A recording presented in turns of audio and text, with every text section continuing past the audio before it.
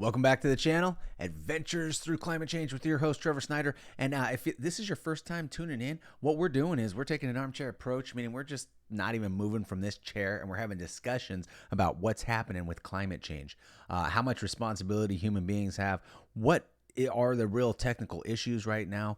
We've taken a look at all sorts of stuff. So if you're just tuning in now, there's like 1.5 million videos you got to catch up on. The most important thing is I do appreciate people's comments because it directs me in the right direction. And you know what? I do like positivity, but I completely understand if you disagree with me. So don't even hesitate. Just lay it down and tell me what's up. It's okay to disagree. And I have my own reasons for thinking that it's not a hoax. It's definitely climate change. We definitely have responsibilities as human beings, but I think we tend to, I think people tend to take advantage of the crisis and monetize it and whatnot. And I don't think we know as much as we think we know. Anyways, I digress. Okay, today we're looking at here's why Toyota's new hydrogen engine is the future. Goodbye, Tesla. We've been talking a lot about batteries and how unsustainable cobalt, copper, tin, all those like major metals that we have, they're so finite, you know, and what they've created, slave trade and everything. So this is by Scotty Kilmer, and obviously a lot of subscribers, very knowledgeable guy. Hopefully I have it loud enough, and let's get into it. Several weeks ago, there were rumors that Hyundai was canceling its development of the Genesis hydrogen fuel cell EV indefinitely. Of course, prices on hydrogen car-related stocks fell instantly. But as it turns out, Hyundai didn't can the project. Instead, they clarified that the project was just delayed. Now here's the thing. Major car makers like Hyundai and Toyota are investing heavily in hydrogen fuel cell technology. But on the other side of the camp are big rigs like Elon Musk, who says hydrogen cars are extremely silly and mind-bogglingly stupid. And then there's Volkswagen CEO Herbert Diess, who says it's too expensive, inefficient, slow, and difficult to roll out. So who's right? Today. Okay, I know we're going to watch this and we're going to discuss, and you're probably thinking, why'd you pause it now? We haven't even thought of anything. I happen to think Elon Musk is a genius as far as like financially, and I think he picks up on things very quickly and whatnot. But I do think, and the battery cars, they had their time and place, or electric cars, but I think we're on the stages where we're going to have to move on from that. Now, hydrogen's been around for, I think, since like the 60s or 70s, right? And they actually figured out how to make it basically from water, right? I believe it was the separation or whatever. And but it wasn't always quite as stable. And then also money in hand, oil industries or whatever. There's been a lot of conspiracies, I'm just saying, but there's been a lot of motors and engines and scientists that have come up with stuff over the last number of years that have either sold out or disappeared or both. So I just want to put that in there. Now let's listen to them, what they have to say. I won't stop as much. Today, we're looking at the hydrogen controversy and how this will impact the American car industry. So hop in and let's get going.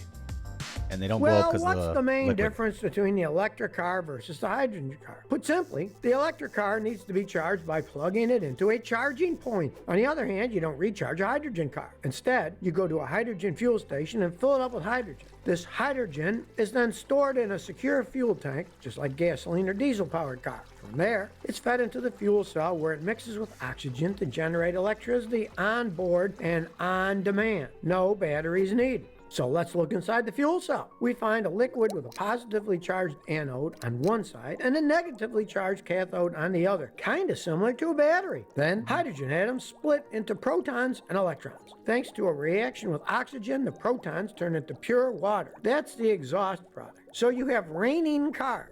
The electrons provide the power for the car's electric motor. Add that to all the smaller reactions happening inside the fuel cell, and then boom, you got yourself a running, hydrogen-powered electric car. Did you know that there's also a battery on board too? This saves power for later, like when you accelerate. Even with this battery, the fuel cell usually just sends power directly to the motors. Now, I know what you're thinking. Isn't it kind of dangerous to carry around all that hydrogen in your car? What if it explodes? After all, remember the infamous Liquid. 1937 Hindenburg airship disaster and how it was caused by leaking hydrogen. and it killed almost 40 people. Well, while it is true that hydrogen is flammable, so is gasoline. And you carry that around with you in your car all the time. Now, gas isn't as flammable as hydrogen, but you can be sure that the hydrogen car companies are taking the proper precautions. The hydrogen is pressurized, and the car's hydrogen tank is designed to contain all this extreme pressure and then some. It shouldn't be any more dangerous than your conventional gasoline-powered car.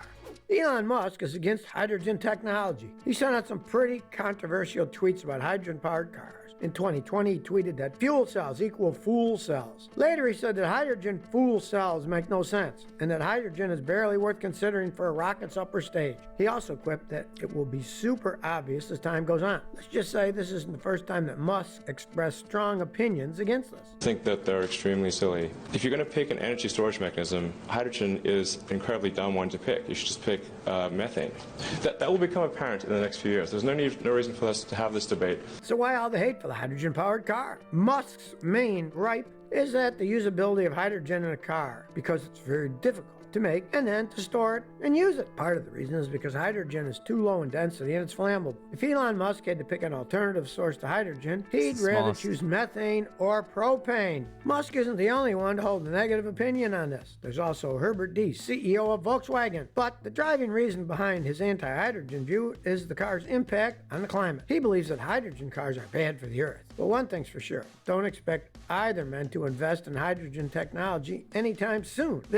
You guys see this amazing we got truck? a commercial. My car insurance I do company see was that amazing totally ripping me off for it until I found... They have their money bet on battery cars, which they are producing. But it's not just these two men. Actually, did you know that the debate between lithium-ion batteries and hydrogen fuel cells has been raging for decades? Elon Musk is obviously on Team Lithium. After all, that's what his Tesla empire is built on. But actually, hydrogen fuel cells have been around much longer than lithium-ion batteries. Many people don't know this, but hydrogen fuel cells played a fundamental part in NASA's putting men in the moon in 1969. But in the end, lithium-ion batteries proved to be much easier to commercialize, especially for use in passenger cars. Look, if these two high-profile leaders of two major car brands are anti-hydrogen, then does this mean that hydrogen-powered cars are really all that bad? Well, let's compare the hydrogen car versus the electric car. First, let's talk about refilling. With the electric car, you need to recharge it. It can literally take hours. Your car doesn't care if you have an important job interview or a baseball game to catch.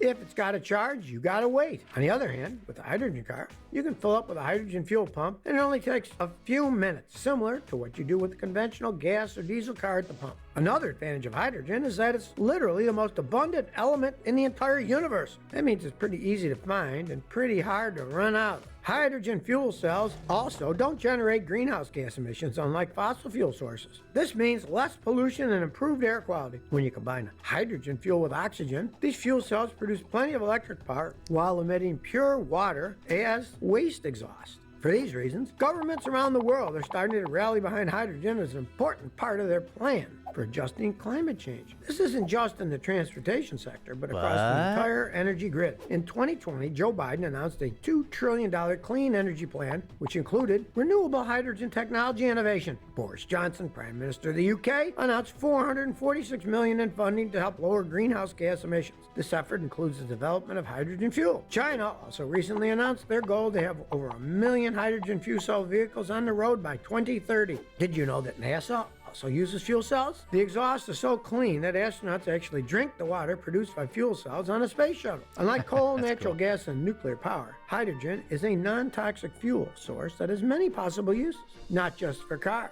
Who knows what else it might power in the future? Now, if you're the kind of person whose neighbors get angry when you rev up your engine, then this might be the car for you. Hydrogen cars don't produce any noise. Like electric cars, hydrogen-powered cars are much quieter than those powered by gasoline and diesel engines. So does this all mean that Elon Musk was completely wrong about hydrogen cars? Not exactly.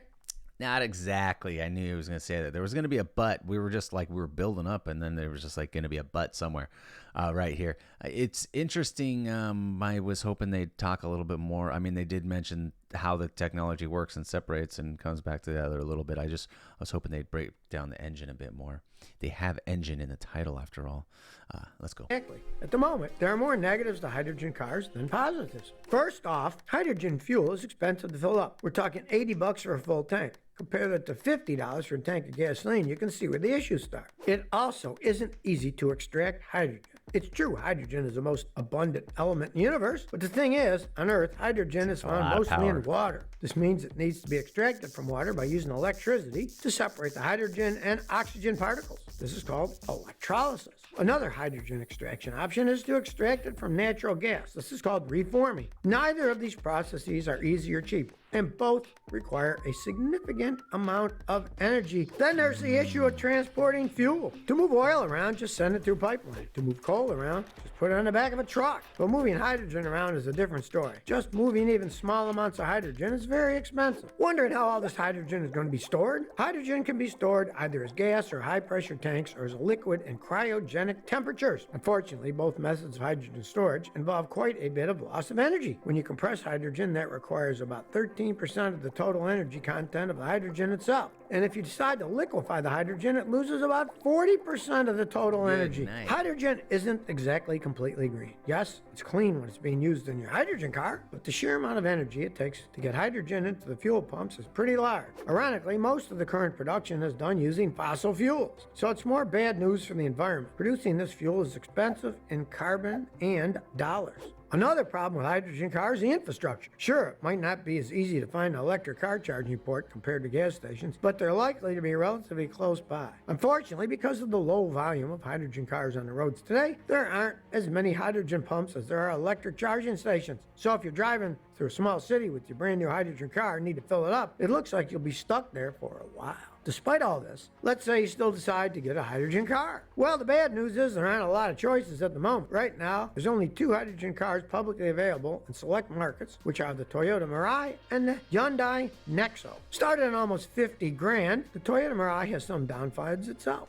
First of all, it only outputs 182 horsepower. And second, if you live in the U.S., the hydrogen fuel cell station infrastructure for the Mirai is pretty much limited to California. Right now, it looks like to own a Mirai, you'd have to live in California. There are a handful of other countries that offer the Mirai, but not many. So hydrogen-powered cars aren't as perfect and ideal as everyone wants it to be, but it does have a lot of potential. Something to think about is how far hydrogen could have gone if more resources were put into it. Did you know that a few years ago, Toyota announced it would grant royalty-free licenses to its 24,000 patents on EV technology, including its hydrogen technology? Why would a major car maker want to open up its secrets to competitors? Actually, the goal was to accelerate the development of alternative fuel car technology to promote the widespread use of any type of electric vehicles. If you ask me, that bold move was a brilliant strategy. But let's rewind to 2004. The governor of California at the time, Arnold Schwarzenegger, announced his vision for a revolutionary new California highway. The plan? A clean and modern hydrogen highway filled with zero-emission hydrogen-fueled cars, buses, and trucks. Unfortunately, this never panned out.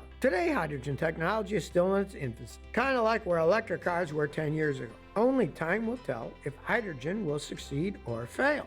But now you tell me, do you agree with Elon Musk or are you more optimistic? Would you ever drive a hydrogen car? Let me know in the comments below.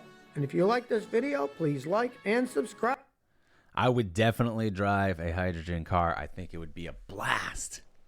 Obviously, they're not that powerful, so I don't know how much of a blast it would be. But to say you're underneath, you're driving the Hindenburg or something, kind of cool. I think... Look, I don't know if Elon Musk is right or wrong on this because I don't know enough about hydrogen or methane or, I don't know if we can capture those cow farts. I don't know how that works. And if we could fuel our cars on it, that'd be pretty sweet. It just seems like it's always a combination of a lot of things. And to his point, there's not very many charging stations or like where you can get hydrogen right now. There wasn't for electric cars either. 10 years ago, like he said. So if it is the next big thing, and yes, it is a little bit more expensive, if we had a lot more stations and if it was a little bit more, see, that's the thing. That is the thing, because even gasoline needs processing and it takes a lot to process it. So I don't know how much I can't remember how much you lose in the processing phase. And they're saying you lose 13%. Unless you turn it to liquid, which you lose like 40-something%. So you're good. Regardless, it's going to take liquid or take fuel to keep it where it's at, condense it or whatever. And And then if you keep it in the condensed state, is it that dangerous like as a gas? Because I was told that the main reason that they put it in the liquid form is because at that state it doesn't become flammable until it becomes a gas. I don't know. It's pretty cool stuff. I do look forward to this type of technology. I think regardless, we're going to be using a lot of fossil fuels to keep them on the road, to keep them lubricated, to get them built. And I think we need to build more refineries here in the United States. I think that's what we should do. And I think we should be like, you know what? We need oil production here. Who wants to go to work? Okay, that's my 2 cents. That's what I think. Let me know what you guys think. If I earned your subscription, I would love it if you would tap right down. As of right now, we're at 99 subs, which is pretty darn sweet for a month long or however long I've had this channel. But more than anything, make sure you sub to the videos that I watch, because they're the ones that are putting in the work to give us the information, whether we agree that they're right or wrong. So thank you so much, and hit the like, lay down a comment. I hope to catch you on the next video.